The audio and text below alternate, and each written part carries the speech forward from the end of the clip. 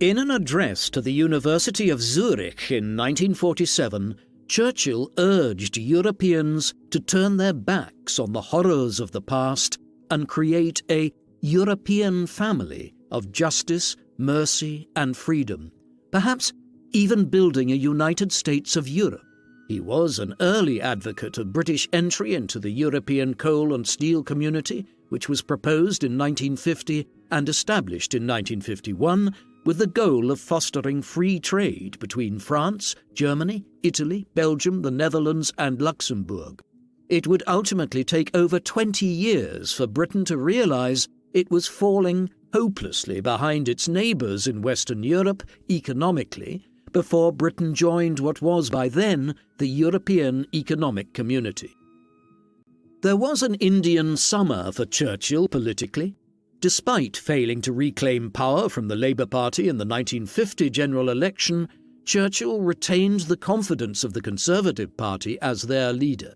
In any event, Labour had only won a bare majority of 5 seats in the election, and their leader, Clement Attlee, decided to call a new snap election in 1951 with the hope of winning a bigger majority. His calculation was wrong, and instead, the Conservatives increased their seat total by 23, giving Churchill a workable majority with which he could form a new government. Thus, over 6 years after vacating the post, Churchill returned as Prime Minister just shy of his 77th birthday. He was largely concerned with foreign affairs himself, and for a time held the portfolio of Minister for Defence. On the domestic front, the main concerns were with house building and a normalisation of society as spectres of the war, such as rationing, which continued right up to the end of the 1940s, came to an end. Churchill was aided in all of this by his near successor, Harold Macmillan, as Minister for Housing and Local Government.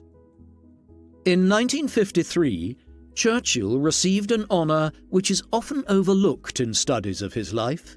That year, the Nobel Foundation in Sweden awarded Churchill with the Nobel Prize for Literature in recognition of, quote, his mastery of historical and biographical description as well as for brilliant oratory in defending exalted human values.